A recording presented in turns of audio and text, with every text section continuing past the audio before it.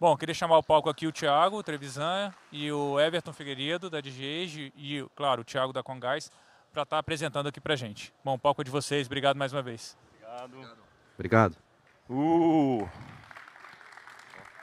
Olha lá, hein? Boa tarde a todos. Quero agradecer a presença. A gente veio aqui hoje para falar um pouco da trilha de dados e a gente vai começar aí falando sobre 3 fatores decisivos, olhando para a tecnologia, olhando para dados, olhando para a parte de inteligência artificial. São 3 fatores que a gente considera como decisivos para o sucesso da estratégia, tá, pessoal? O primeiro fator que eu queria colocar aqui é o quê? Na concepção da estratégia de negócio de vocês, é super importante que a área de tecnologia já esteja envolvida lá no início, desde a concepção. Então, quando vocês olharem para a estratégia de negócio, quem tem que estar junto? A área de tecnologia não pode não estar. Se não tiver, vocês vão ter problema de custo. Vocês não vão ter assertividade nos custos. Então, olhem para a estratégia como o quê? Tecnologia. A tecnologia tem que impulsionar vocês, tem que impulsionar o resultado. Ela tem que fazer vocês sonhar mais alto com os resultados da estratégia. A gente tem um cliente que ele tinha como objetivo da estratégia de negócio dele aumentar em 15% a linha de montagem deles. Eles precisavam aumentar a produtividade. E quando a gente entrou junto com eles, quando o DJ entrou junto com eles desde a estratégia, do início da estratégia de negócio, a gente conseguiu montar uma base com dados e inteligência artificial, onde a gente teve um aumento de 30% sem aumento de custo. Então é fundamental que a área de tecnologia esteja junto com vocês desde o começo da estratégia de negócio. Outro item, que é o segundo requisito, eu chamo de requisito de negócio que tem que acontecer, é o fornecedor, o parceiro de tecnologia de vocês, eles têm que conhecer o negócio, eles têm que saber aonde vai movimentar o ponteiro desse projeto que ele está fazendo. Porque se ele não souber, muitas vezes ele não vai vestir a camisa. Então, o cara estando ali, sabendo onde vai mexer o ponteiro lá na frente, ele vai saber, ele vai ajudar, ele vai vestir a camisa. Então, isso é fundamental para que a estratégia de negócio de vocês tenha um resultado potencializado. A DGEG tem um outro cliente que ele tinha necessidade, acho que poucos aqui têm essa necessidade de vender um pouco mais, de que a área comercial dele venda um pouco mais. E como a gente conhece muito essa área comercial desse cliente, a gente foi colocado desde o início da estratégia de negócio, a gente ajudou eles a montar um conceito onde a inteligência artificial estava toda dentro do Data Lake e a gente fez insights para a área comercial deles, falando para a área comercial, olha, é melhor você vender esse lado, é melhor você vender aquilo ali. E isso daí trouxe um aumento de receita nas vendas. Por quê? Porque nesse insight a gente dizia para eles assim, olha, você vai vender para o João ou para a Maria? É melhor vender para a Maria. Então, acontecia, e tudo isso era desenvolvido através de inteligência artificial dentro do Data Lake. Então, 2 pontos importantes. Tecnologia tem que estar junto desde o início da estratégia de negócio. O segundo ponto, os parceiros, fornecedores, têm que conhecer o negócio de vocês. O terceiro e não menos importante item que eu queria trazer aí para vocês é a governança de dados, pessoal. É fundamental para a manutenção da estratégia de negócio. Tá? O dado tem que ser auditável, seguro, consistente e confiável. Tem um quarto item que eu quero colocar aqui na parte de governança de dados, que é a parte de governança de inteligência artificial. Não sei se vocês já estão olhando para isso, mas quem implementar a inteligência artificial tem que olhar para a parte de governança de inteligência artificial. Vai no básico, começa com o básico. O agente tem que ter acesso ao dado, o ser humano desenvolvedor tem que ter acesso ao agente, você tem que saber ali quais são os guarda-reis de segurança para isso, para a área de inteligência artificial, e você tem que ter monitoramento dessa base de inteligência artificial. Então, governança de dados, não esqueçam da parte de governança de inteligência artificial. Eu vou passar a palavra agora aqui para o nosso amigo Thiago Trevisan. É o cara que está olhando aí, está vencendo esse desafio de implementar esses itens que a gente passou, outros itens, para poder ter os cases de sucesso. Na Congás aí, que é distribuidora de gás natural encanada, maior distribuidora de gás encanada da América Latina, mais de 2,7 milhões de clientes. Thiago, obrigado, viu, cara, por topar estar aqui com a gente. Valeu, Ayrton. Obrigado. Obrigado pelo convite de estar aqui com você, nesse painel aqui, pessoalmente. Muito bom poder dividir o palco aqui contigo, o time da Databricks também, ter permitido esse espaço aqui pra gente. O ruim de falar num evento que as pessoas estão com esse headset aqui, é que eu não tenho a menor ideia de quem está me ouvindo aqui. Levanta a mão aí, por favor, quem está me ouvindo. Caramba, ó, tem... Deixa eu entender, tem lugar aqui, ó, viu? Se você quiser vir aqui, tem bastante lugar aqui.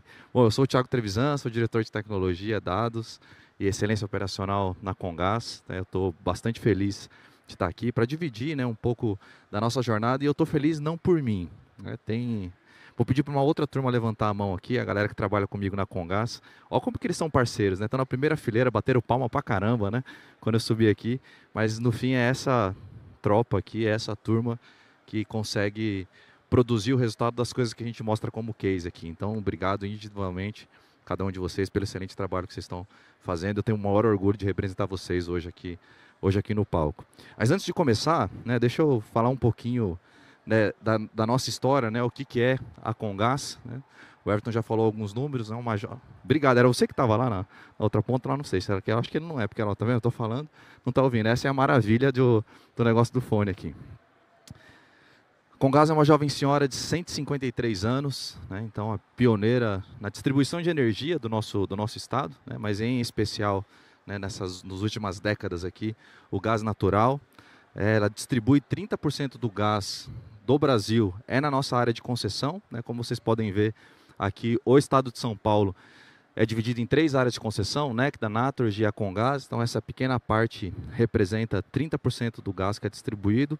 São 177 cidades ao qual a gente tem o direito de operar a concessão do estado de São Paulo aqui na distribuição de gás natural. E nessa região, hoje, o slide é institucional, né, e fala em 2,7 milhões de clientes.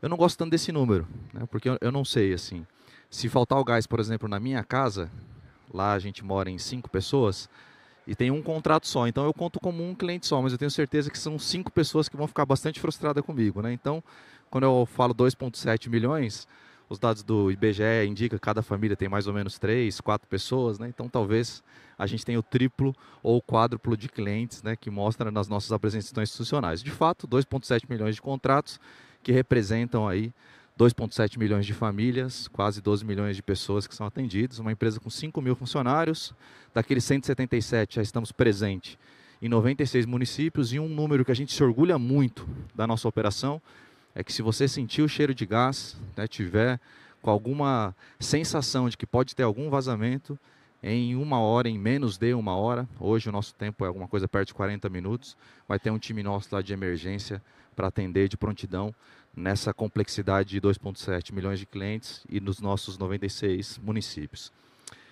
E uma preocupação enorme, já entrando num case aqui que a gente fez com os nossos parceiros, né, de DGE, de Databricks aqui, é sobre prevenção de danos. Né?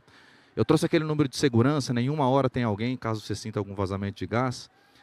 Isso é uma das coisas que mais nos preocupa enquanto Comgás. Né? A gente tem quase 25 mil quilômetros de rede. Cada centímetro dessa rede tem que ser muito bem cuidado, né? Porque 1 centímetro nessa rede que pode ter um vazamento, né? O nosso produto é feito para gerar energia, gerar o calor, fogo, chama. Então você imagina a preocupação que a gente tem com cada centímetro desses quase 25 mil quilômetros. Qualquer local desse pode causar um incidente. E a gente tem que cuidar muito bem disso.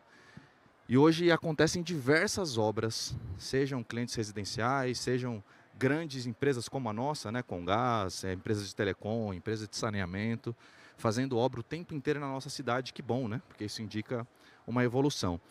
E cada intervenção que a gente tem em cima da nossa rede pode causar um dano. E a grande dificuldade que a gente tinha sobre isso era como saber que essas obras estavam acontecendo em cima da nossa rede. Quando a gente sabe, e é pouco que a gente sabe, tá? A gente é informado, 20% das obras que acontecem em cima da nossa rede a gente é informado.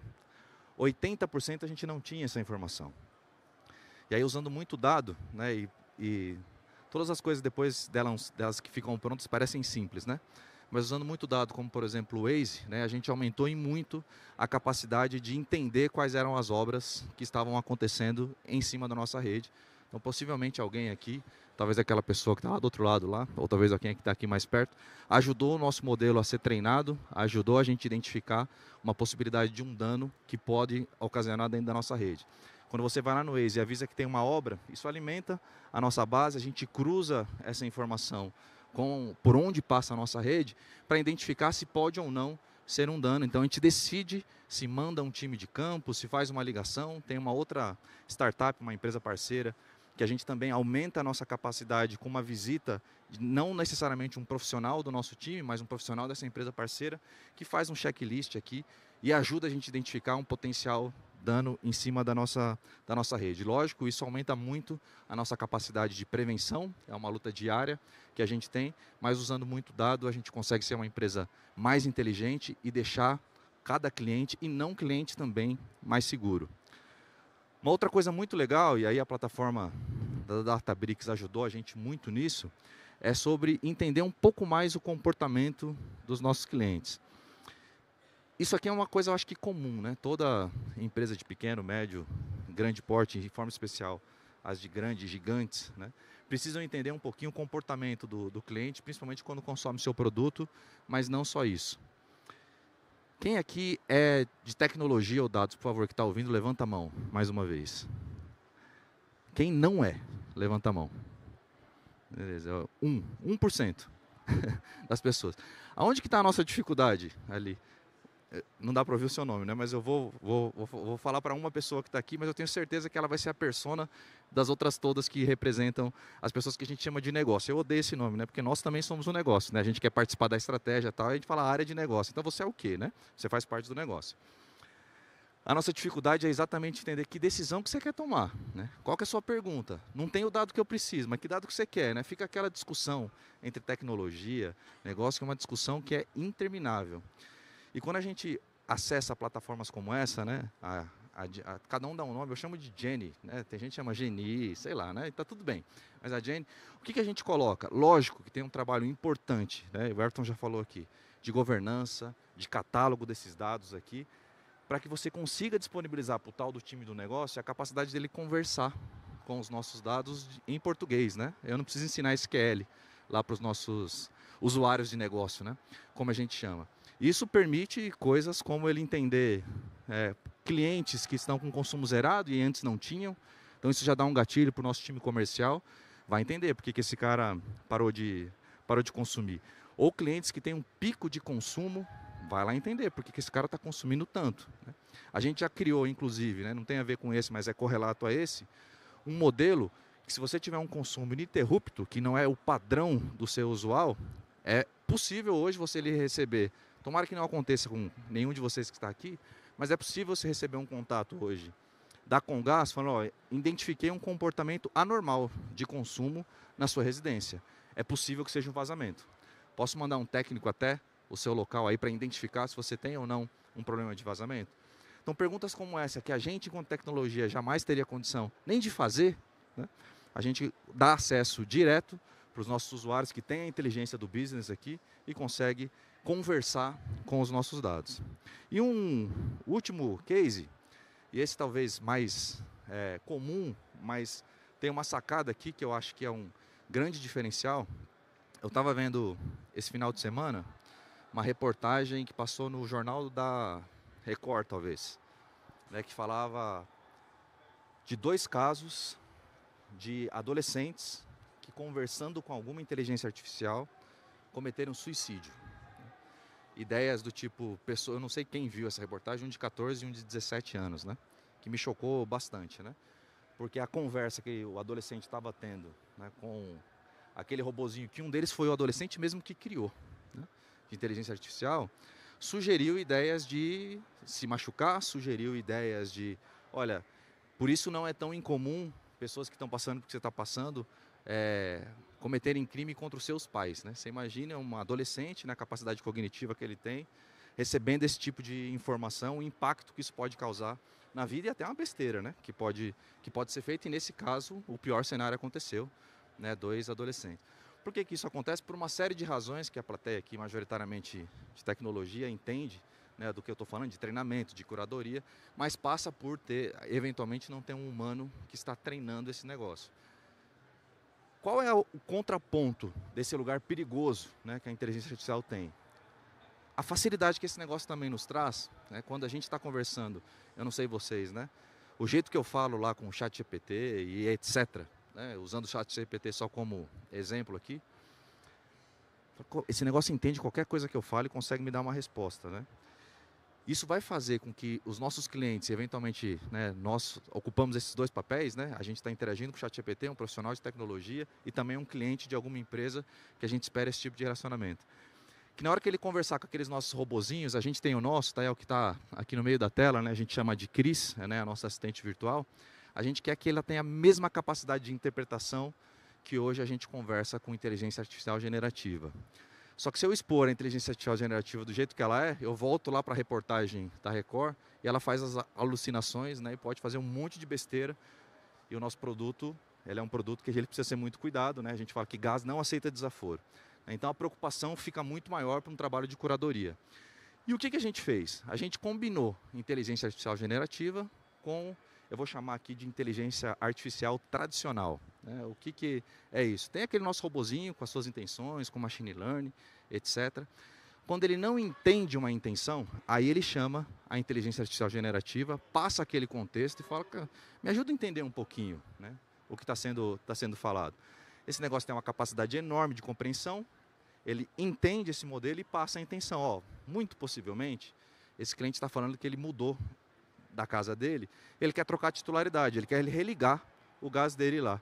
Aí o nosso robozinho tradicional fala, isso aí eu sei fazer, já entendi, e a partir disso, a partir dessa intenção, eu volto para o meu roteiro tradicional de intenções aqui.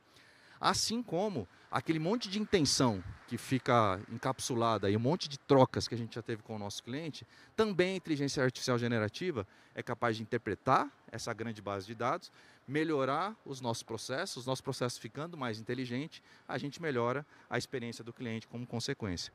Isso trouxe, lógico, um aumento da nossa retenção, então hoje a gente consegue atender muitos mais clientes nos nossos canais digitais, de forma simples, de forma segura e com uma experiência melhor. Toda vez que a gente toca o nosso cliente, a gente faz uma pesquisa de satisfação e a gente vem percebendo subir na nossa eficiência através da retenção e também subir o índice de satisfação dos nossos clientes.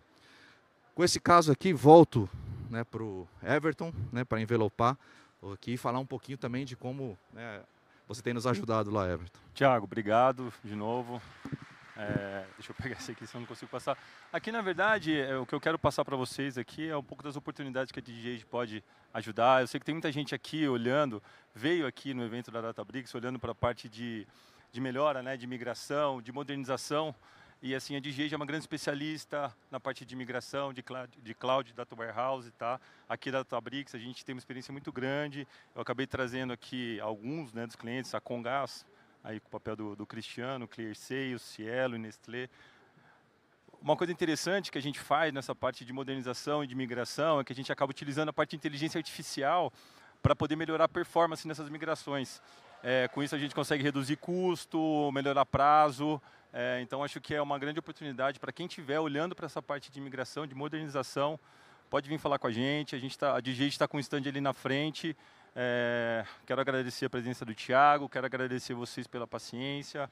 Aqui também eu vou deixar, eu sou o Everton Figueiredo, sou responsável pela parte comercial, pela parte de relacionamento de clientes da DigiAge. Então tem meu contato aqui, tem o contato do Thiago. Obrigado, pessoal, bom evento para todos aí. Obrigado, pessoal.